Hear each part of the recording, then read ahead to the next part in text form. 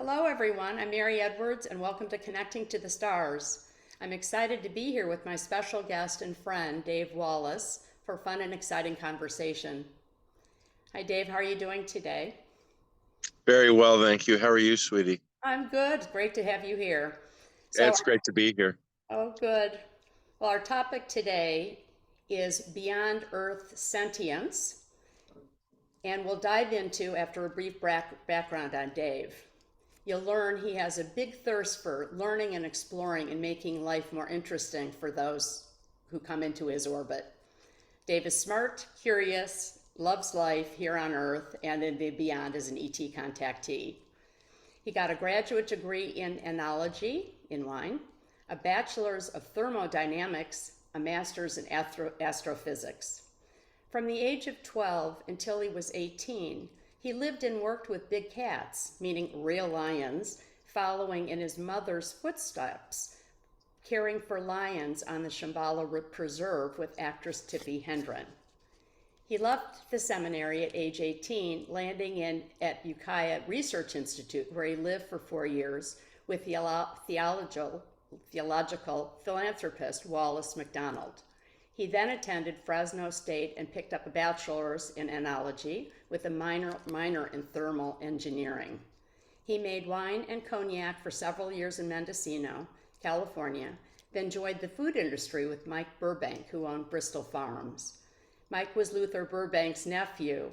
He then met and married Dustin Hoffman's nanny, Alison Kennedy, who is from East Yorkshire, England.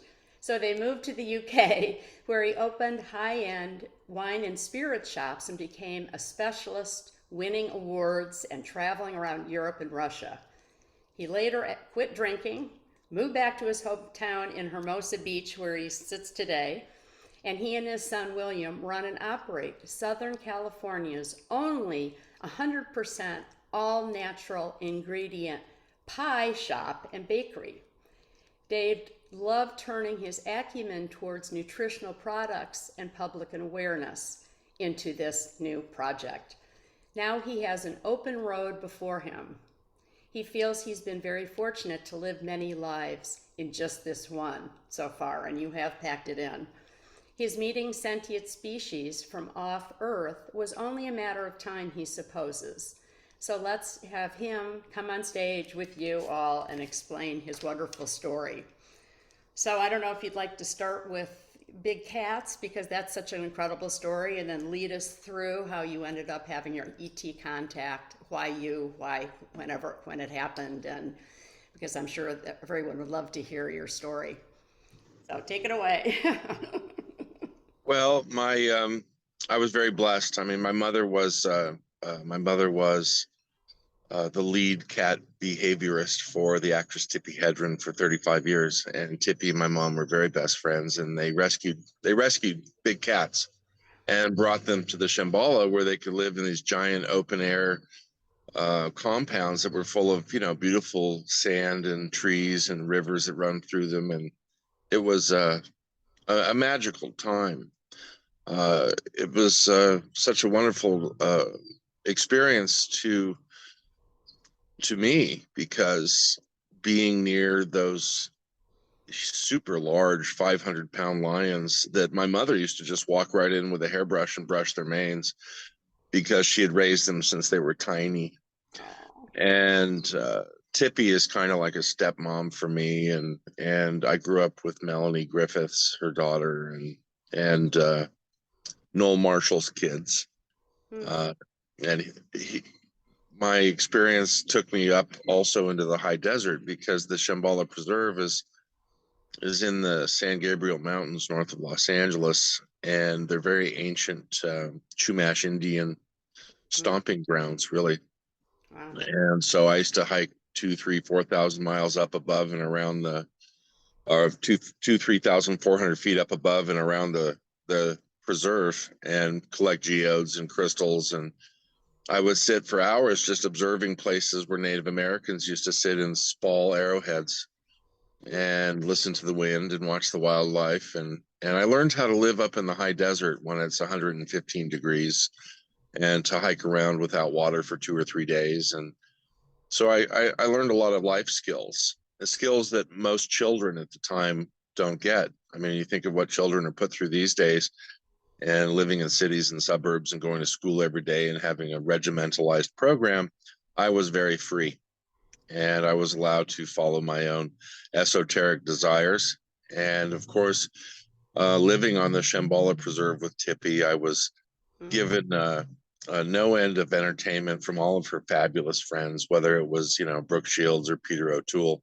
And we had so many wonderful people coming by the ranch. And of course, my mother had collected an enormous amount of beautiful people in her life, like George and Joy Adams from Born Free and Jacques Cousteau, just amazing human beings. So I was very fortunate, and I could go on for hours. I'm writing a book about my experience on the Shambhala Preserve, and it's taken a long time because I have thousands of photographs to winnow through and things like that, and it's taking a while. My my mom stayed with Tippy for many, many years, and then moved to New Mexico to be with Zuni Pueblo and Navajo people at Four Corners, or actually in Rama. And then she started working for Candy Kitchen's Wolf Preserve in her retirement. And rather than run the circuit and do dissertations at universities about big cats, she spent her time meditating with Native Americans, because she knew she was coming closer to the end of the cycle of her period on this planet. So she did what was right for her soul, which was very, very respectable. And I moved up to Mendocino County, and I met Wallace McDonald and studied philosophy and science for 4 years straight. It was an accredited seminary, and come to find out much later that by the time I was 21, I had already gotten an associate science degree in critical thinking, which was pretty cool. But they turned me on to things like Teilhard de Chardin and Dr. Georg Grodek and P.D. Ouspensky and Gurdjieff and all the wonderful writers, Socrates and Aristotle and, Dickens and all the classics. So they made sure that I was well read by the time I was out the door when I was 21. Wow. I think that was very important too, because it's awfully important to be well spoken and to be able to discuss many different topics. And if we are going to heal the planet and cruise around the planet and meet lots of people, it's nice to be well read and well spoken and have some command of the English language, and be able to draw upon our history of the wonderful literature that's been written, and draw upon those allegories and those metaphors from the past, and see how they oftentimes reflect exactly what's happening in today's contemporary society. So I was pretty much well on my way to being able to handle what happened to me by the time I was taken away to the Taurus star system in a very large ship. And I'm proud of what I. What year was that? I can't remember. What year was that? They came and took me out of my house on January 7th, 2017. So I remember you had been inviting them to come too for a long time. Well, that's interestingly, right. And there's that old caveat: be careful what you wish for. Right. Because it really is true. Yes. When you manifest the reality of your desire, then it changes the paradigm of reality completely. Yes. And what we think we know must be very little, because what I thought I knew from my amazing life, I mean, I even spent 12 years in Europe teaching wine and food chemistry and conducting international wine tastings and meeting heads of state. And I worked as an ambassador in the trade industry I worked for the British government for a year, and traveled to Russia and the Ukraine, developing trade contacts to help the Ukraine back in 2011 get into the EU. Everything that I'd done in my life purely by happenstance. And I was just being polite and being happy-go-lucky, and all these doors opened for me just by being a nice person. Mm-hmm. Grandfather used to tell me that when you travel to other countries, you must always be at your best behavior because you represent your country. Therefore, you're an ambassador. And of course, I always listened to my grandfather. So even at the age of 30, I went there thinking that I was representing my country. I was a little naive. I know that silly things and bad things happen, but I always kept a cool demeanor and opened doors for people, and found that the same door was being opened for me at the same time. When I was working on my bakery and concentrating on understanding nutrition and how things that pregnant couples eat affect the development of their fetus, I spent an awful lot of time researching nutrition and higher chemistry, brain functions, neural pathway functions, and neural development. And I was thinking maybe I'll go to school and get a medical degree, because it's never too late in life. I mean, I'm 57 and I'm thinking of flip-flopping what I've got so far on paper into a PhD in neuroscience. And that's going to be 10 years, but I'll be 67 by the time I get my PhD. It's no big deal. So in 2016, my son and I we only live a mile and a half away. Normally we take our bicycles to the bakery because we live here at the beach. We're very fortunate. And I decided to take my car. So we were driving up the coast to my home, and my son noticed a big blue orb, a bright teal, green, and blue orb floating above the car. And, as young people do, they like to hang out of car windows as you're driving. And he said, pull over, pull over. And so I pulled over, and he jumped out of the car and stood there. And I got out to see what he was looking at. And I was amazed. There was a ball that looked like sort of an oversized beach ball, that about that size, but it was about 100 meters above the car, and it was pulsating a blue and green light. I'd never seen anything like it before. And traveling the world, and I've been to 32 different countries and met a lot of people, I have seen some strange stuff, but nothing this curious or odd. So we stood there agape, and it flashed very brightly, 2 flashes, and then it shot straight up into the sky. And it was at twilight, so it was in the evening, and we watched it, and it looked like a shooting star going out into deep stellar space, because it became brighter as it passed our upper ionosphere. And so my son and I looked at each other, and we knew right away this wasn't a terrestrial vehicle. This is not Terran. This is, no matter how hard they try down at Skunk Works or NASA, they haven't quite got to this point. So we knew that we had just been visited by some form of extrasensory enabled, extra wonderful species from another planet. So we did the thing that everybody does, is we did a whole lot of research, and we researched on YouTube, and we researched on the internet, and we started buying books, and we spent 2 months researching what these phenomena are. And my mother had mentioned in the past that she used to see strange lights in the sky above the Lion Ranch, and well, to no wonder, I am sure that she had been communicated with, though she was never very verbose about that sort of thing, but she did say she recognized unusual lights above the ranch. After 2 or 3 months of research, my son and I realized that probably 90% or 95% of the information that's available, whether it's a government source or a paper written by a scientist, or whether it's just a human being that's recorded their belief, about 90% or more was pretty much rubbish. And we weren't harmonizing or resonating with any of the information. So my son and I decided to sit on my balcony overlooking the ocean and pick a point in space and just concentrate on that. And we did that every night from 8 p.m. until 9:30 or 10 p.m. And we did that every night religiously for 7 months. We forsake all of our social engagements. We forsake all of our relationships, and we sat there every night. Well, after about 30 days, we started seeing ships, and they would fly in from deep stellar space, and they would stop at the point of space where we were looking at. We realized that these species were obviously highly psychic, and that there must be some energy that comes from our minds that they can sense. So when they're flying above our planet, perhaps there was some sort of needle of energy that they were able to pick up on. And so they would stop, and then they would come in.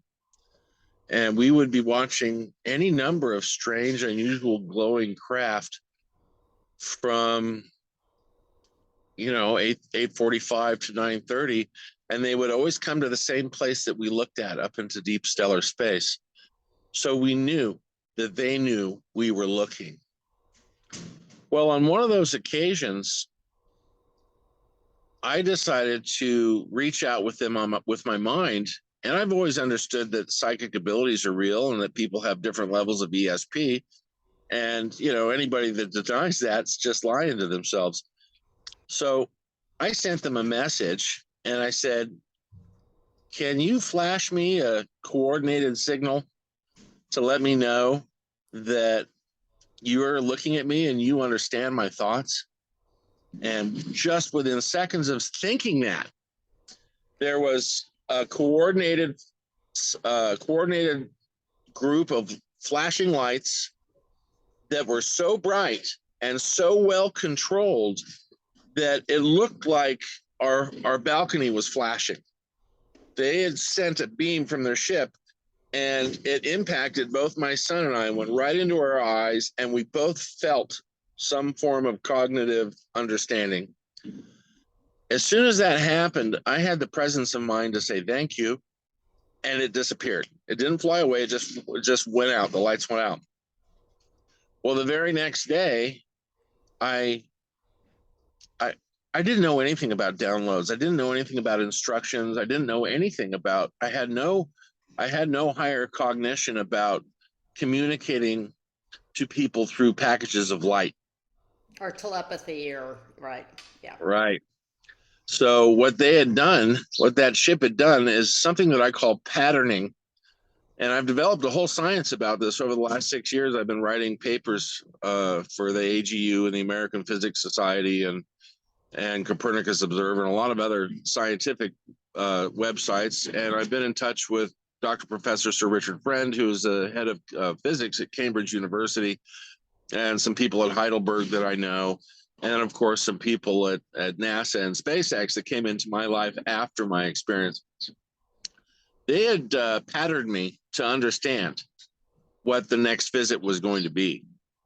And I had been prepared with 5 or 10 different simple rules to follow when communicated to. So I shared them with my son, and we sat there, and sure enough, right at 8:00 this time, 3 ships came in from different areas, and they were all different. One was yellow and glowing, one was white, one was blue, red, and green and orange. And at different times, each of the ships, they would sort of rotate into a different position. And by the time the 3rd ship was looking at us, they had been flashing a coordinated series of deep, powerful laser beams right at us. And come to find out much later is that light information travels down our optic nerve.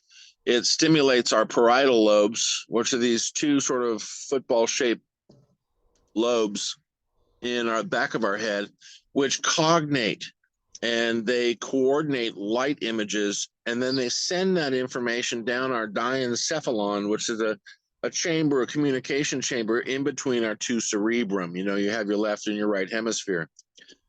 Well, come to find out that one of the best ways to communicate to human beings is to put lots and lots of information into a flash of light. They can do it. So it wasn't until later that I understood lots and lots of different theories and lots of different formulas and equations. But of course, I fell upon Einstein and de Broglie's theorem about light packages. And I quickly understood that our visitors from other worlds are able to put thousands of pieces of information into a light pulse and send it into our eyes. Our brain, which is an amazing 125 million year old supercomputer, instantaneously takes that information, translated into an enzymatic response of enzymes or amino acids, and puts an electrical charge behind that or within that and sends it to a coordinating region within our mind, whether it's logical or creative, and places those informations on their own.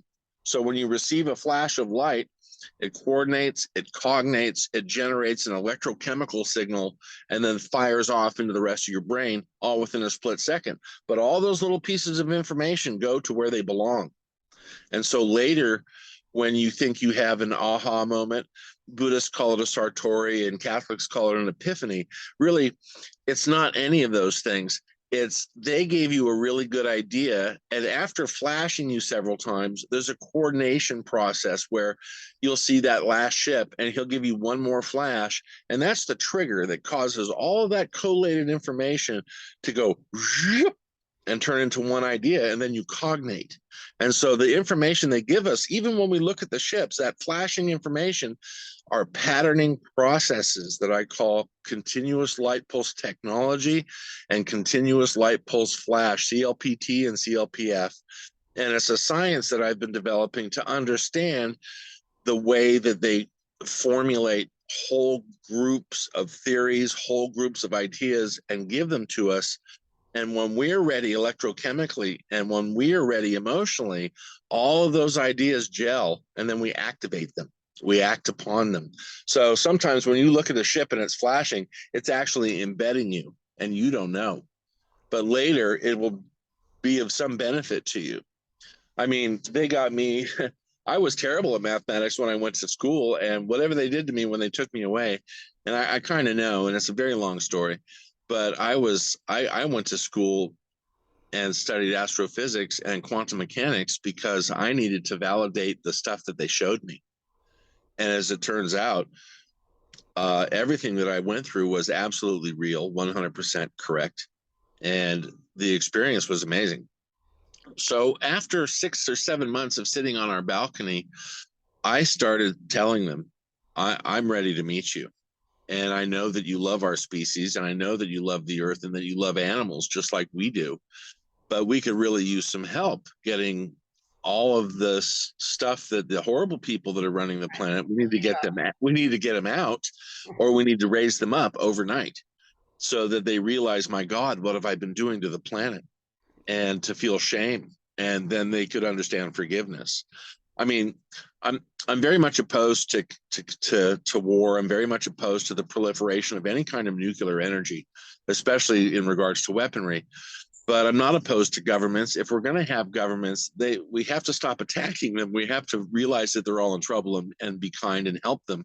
I mean, there's a lot of people in government that are nice people that need our help, but there's an awful lot of terrible things that are being done in the name of governments. So I told them I wanted to meet them.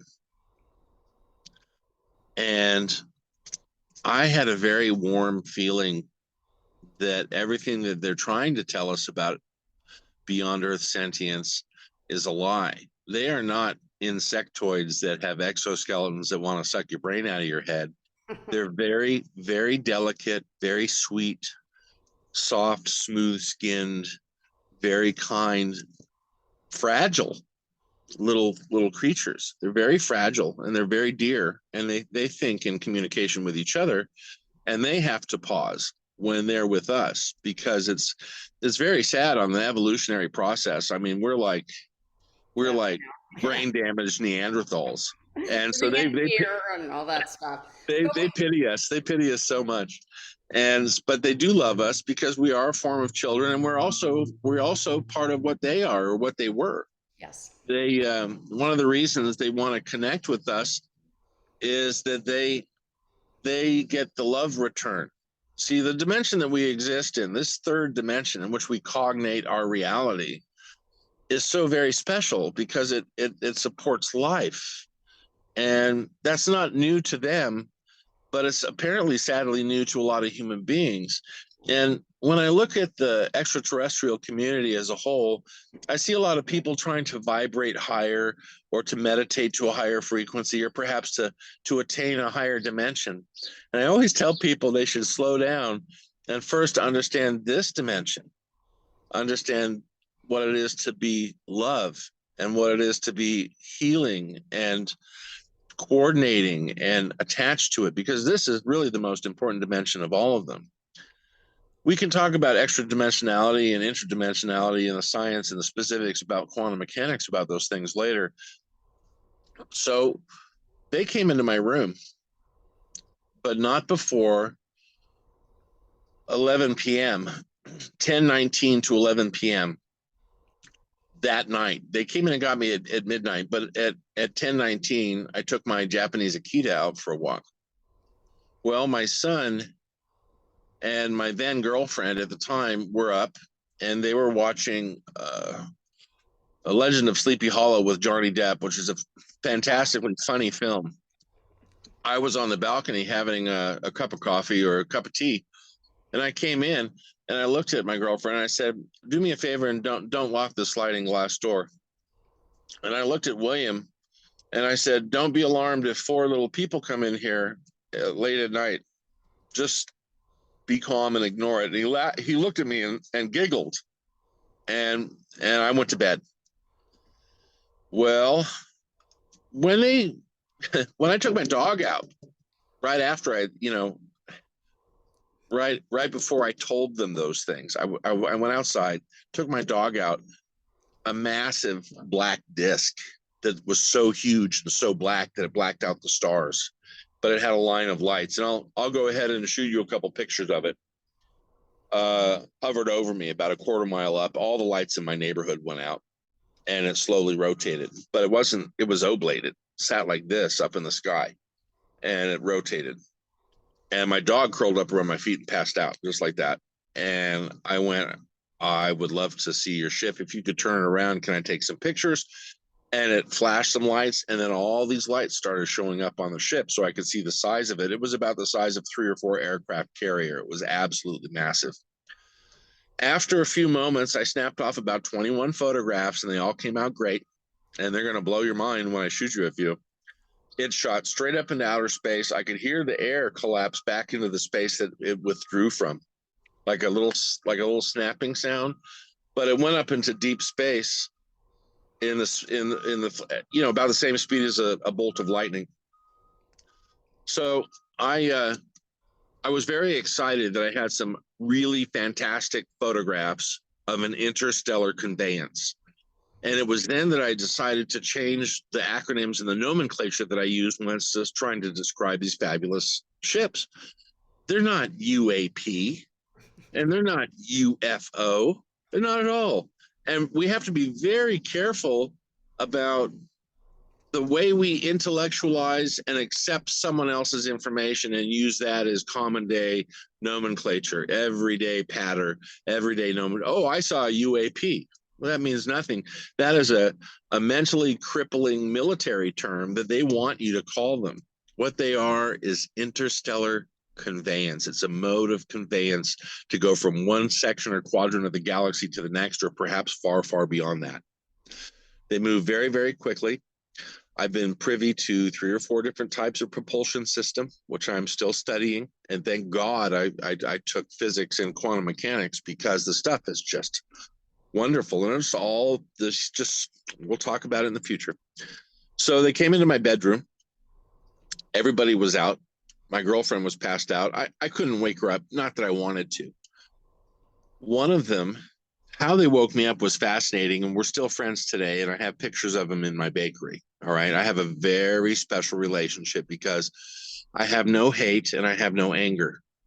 And when you remove your ego and you remove hate and anger, they immediately fall in love with you and they want to hang out with you, because when they hold your hand, they can reconnect to their ancient past. They don't feel love the way that we do. They understand life and they understand the concept of love and passion, but they don't feel them. Mm-hmm. And it's from many, many millennia of traveling in outer space. They have a relationship with each other, and they have a relationship with space, and they have a relationship with their ships. But all they're interested in doing is cataloging, categorizing, and studying fascinating things. Every one of the species that I've ever come into contact with or have been communicated to by have all expressed their great interest in science and to be an observer, to not be involved, but to say, oh, look how beautiful everything is. They are scientists, and all of them, they all fly around looking at crystals and looking at galaxies and nebulas, and they're fabulous. All they want to do is study. So this little guy whose name is Thoth, and it's not Thoth or Toth or some Egyptian god. His name is Thoth. It's Toth or Tothe. He's little. He's blue and gray, and he's about 3.5 feet tall, and he has a bulbous head, and he has huge dark blue eyes. Well, I'm sleeping on my side, on my edge of my, Cal King bed, and he takes his little cool forehead and he presses it up against mine to wake me up. Oh, sweet. And I open my eyes, and there's these two giant dark blue eyes, and they blink. And I heard right away in my head, David, head warm, feel nice. Oh, so sweet. Right. And then he said, I'm your friend. We're going to take you to meet somebody you want to meet. And I knew right away they'd come to collect me and that they'd answered my call. So they sat me up in bed. I sleep in the buff anyway, so it wasn't hard. They took a green towel that was kind of scrubby, a big towel, and they wiped me down, and it smelled like iodine. It smelled like, cockles and brine and seaweed. And they washed me down with this iodine stuff, and they put like a cotton tunic on me. And it just covered my bits. It didn't have to be huge. And then I was out. I don't remember how they took me out, but there was 3 of them. And number 1, Toth, was admonishing 2 and 3 to be gentle with me. And there was this other one who's taller, and he's about 4.5 feet tall. And he was the only one that had a symbol on his tunic. It was a starburst. And I call him Bob because I've seen him before, and I don't know what his name is. So I just call him Bob. I've never liked that name very much, so I just call him Bob. So all of a sudden, I'm standing in the sand in Manhattan Beach, but I'm actually floating above the sand on a flat blue light platform. Toth has my left hand, and number 2 has my right hand. And they're just holding my hand like this, and I'm floating. And as we're traveling across the sand, this is like 1:30 in the morning in Manhattan Beach, down at 28th Street. All the lights on the Strand went out. All the lights so that you could see all went out. The ship's above us. But on the beach is this trapezoidal blue glowing, it looked like gelatine that you couldn't see through, but it was a form of touchable plasma. You could touch it. It was like fabric, but it was made from light. So while they're gliding me towards this, it was trapezoidal. It looked like a 1920s, beach cart tent, the striped ones that you would change your outfit in, right? But it had doors like scissors that opened like this. And while they're gliding me to this tent, they're downloading hundreds of pieces of information. And Toth is looking at me going, special day for you. Keep loving your heart. And the other one is going, don't show your teeth, bow to the council when you meet the council. But they're giving me all this etiquette to meet my friend Kim Jim. And Kim Jim is an ambassador from the Taurus cloud. And he took me to a planet called Bro Kali, which is not far from Aldebaran, the big yellow star. He took me to a terraform planet. So I went in, they left me at the door. I walked in, and I noticed I was getting pins and needles in my feet. I walked through this massive blue part of the tent. And the tent on the outside was very tiny, but when I got inside, it was huge. And then I walked down another colored blue fabric hallway, and the whole time the fabric was sort of waving very softly. And then there was this bright light, white blue room that I turned the corner. There was a white light panel hanging. It was like a thin box. It was about 2 inches deep, 2 foot by 1 foot. It produced all the light in the room. And at the opposite end of the room is Kim Jim, and he's wearing a black tunic. He's fabulously beautiful. He's about 4.5 foot tall. He has an elongated skull, like a Paracas skull, and big blue eyes. And he was on a cube, a settee that was just a big cube, like a rectangle. And he had his legs up, and he had his toes curled in. He had 3 toes and 3 long fingers. And he patted it with his hand, and he thought to me, and I heard his voice. He said, come over and sit with me, David. We have a lot to talk about. So I sat down with him. He held my hand, and his fingers were so long, it wrapped around my wrist twice. And he didn't hold hard. He just gently held on to me. And he leaned in a little bit and looked. He was maybe a foot and a half away from me. And he said, "How do you feel?" And I started crying right away. Just buckets of tears, buckets. And he said, he basically said, there. And he put his hand on my shoulder and he says, "Let me know when you're done." And so I sort of stopped after about 2 minutes of just bawling. I don't know where it came from. And he says it happens to people who need an adjustment. So he took his other hand and he put it against the side of my face, just touched it like this. And in a period of about 30 seconds, every form of guilt, every form of anger, hatred, every bad experience I'd ever had was just taken away. And it was like an anvil that was sitting on the back of my neck that I didn't deserve, that had been there since I was 2 years old, gone for good. And of course I started crying again. And when I cleared myself up and I looked at Kim Jim, I said, "What's happened to me?" And he goes, "We need to talk about emotional chemistry and how the human brain works. And then I'm going to take you into your past lives. And I'm going to show you how long we've been working with you." And I said, "Well, why are you showing me this? Why did you do what you just did to me?" He goes, "David, you asked for our help. And we're here. And we felt bad for you. We felt bad that we've been manipulating you for 2 past lives. And you had bad deaths in both of those past lives where you suffered terribly and you weren't supposed to. And here we're manipulating again in this thread. We've been manipulating you since day one. We manipulated your mother. We manipulated your grandparents and your great-grandparents. We have been working with your family for hundreds of years. And your soul arrived in 1910, 1905, and we started manipulating you, but you were different. Out of all the family that we have manipulated your string, you were different. And you realized that something was going on.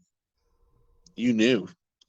And we can't let you go insane because we understand that you realize that when you close your eyes, you're with a different family on a different planet. But when you open your eyes, you're back on Earth.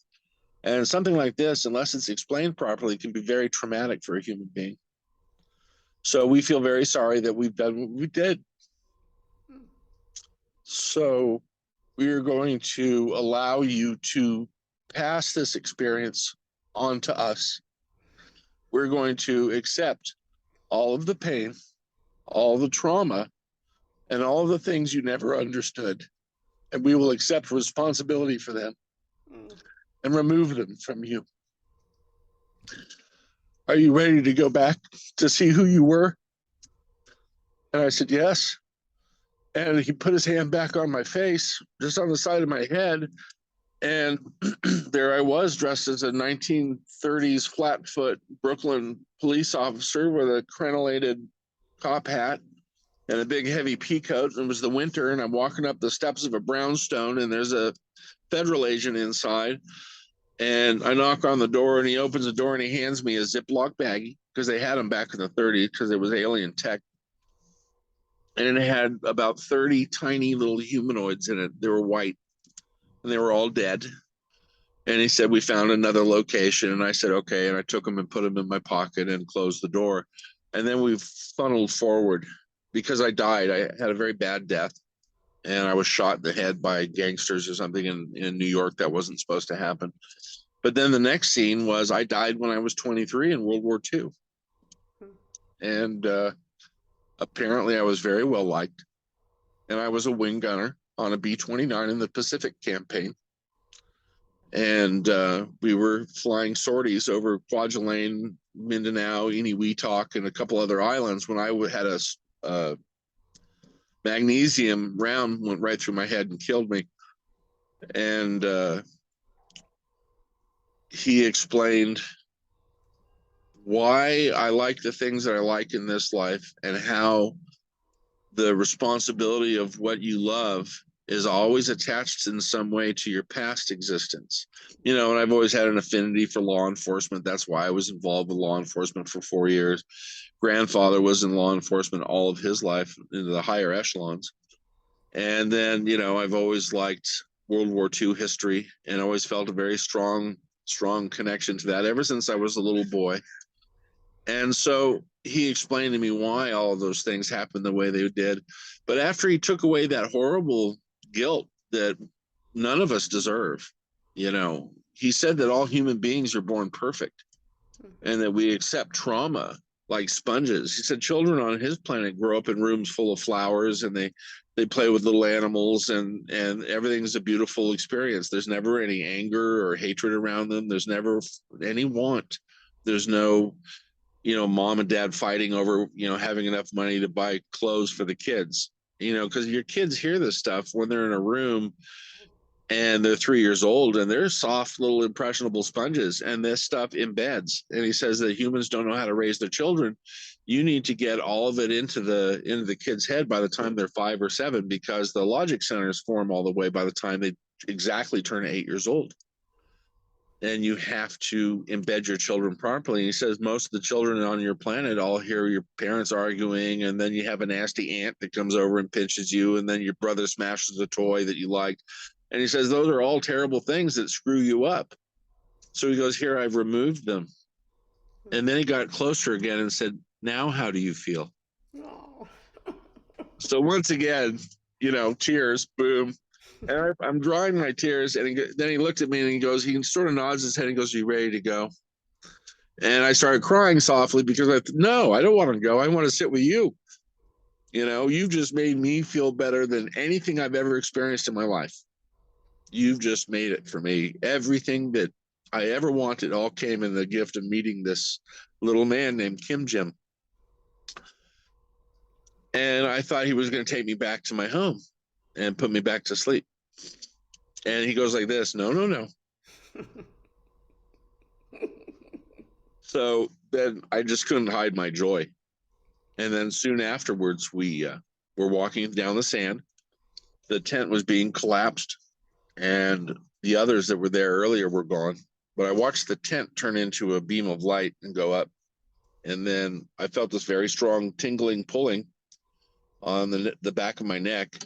And he said, hold on to my hand, don't let go. And we both were teleported up into the bottom of the ship. And we went up a good 7 or 8 miles because I watched California shrink below us.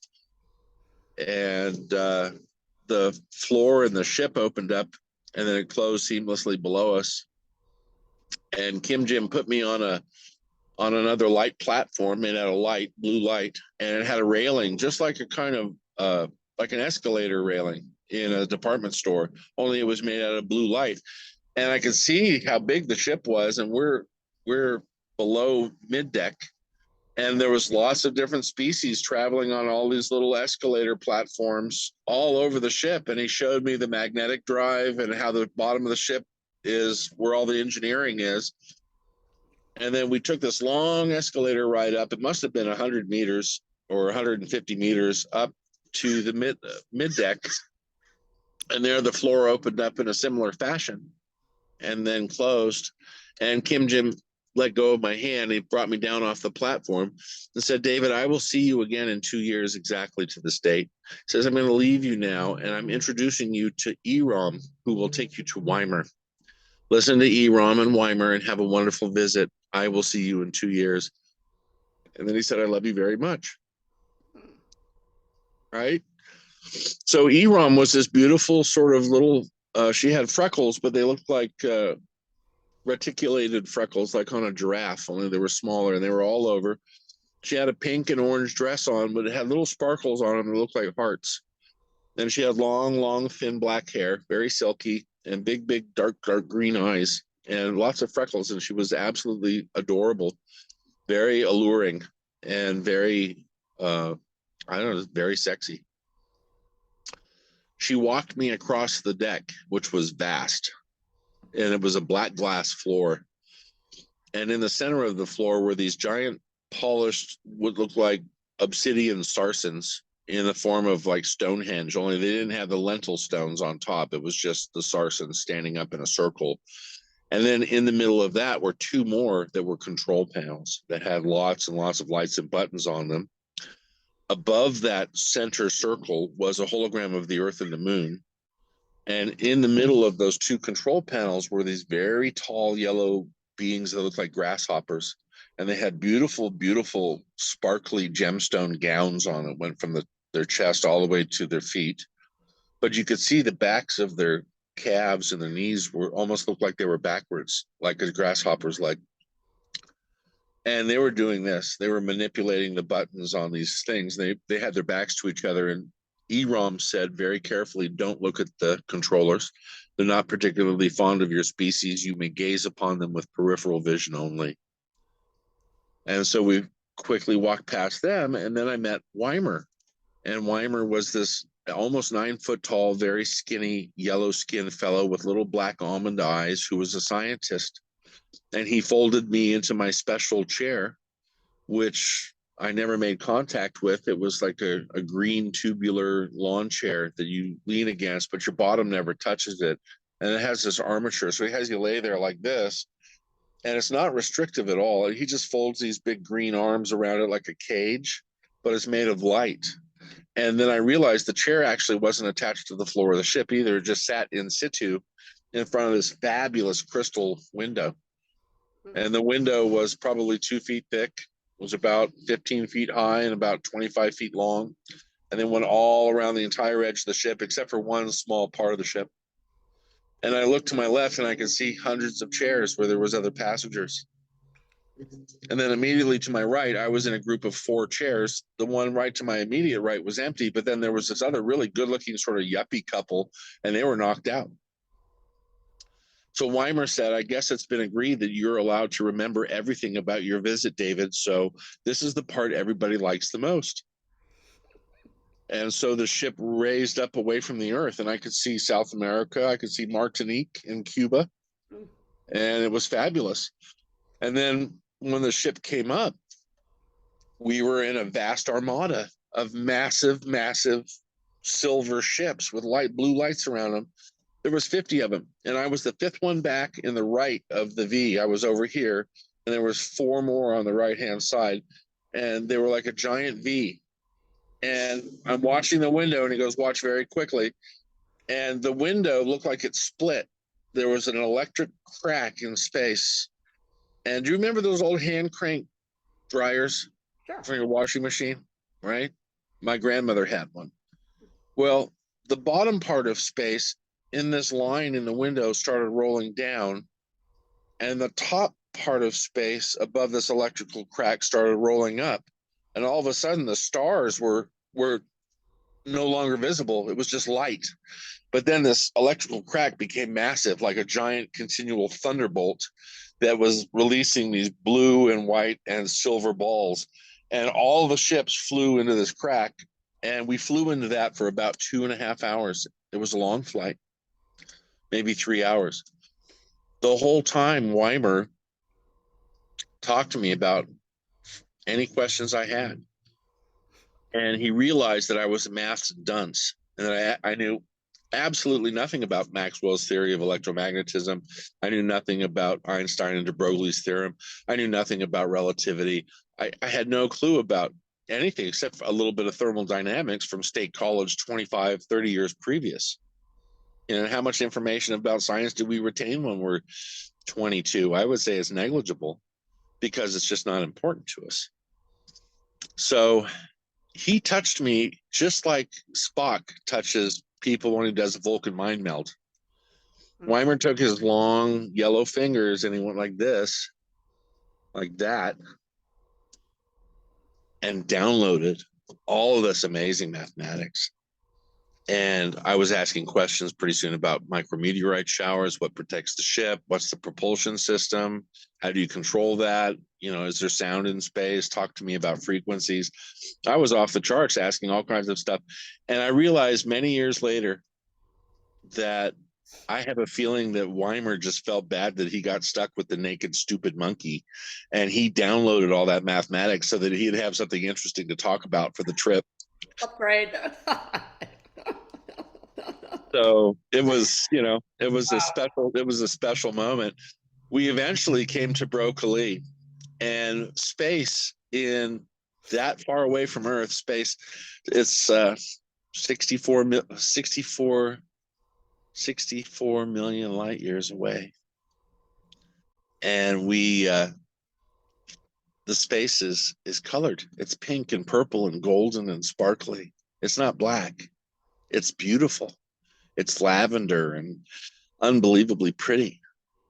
And there was a manufactured black hole that's in situ near the solar system where we came in to land.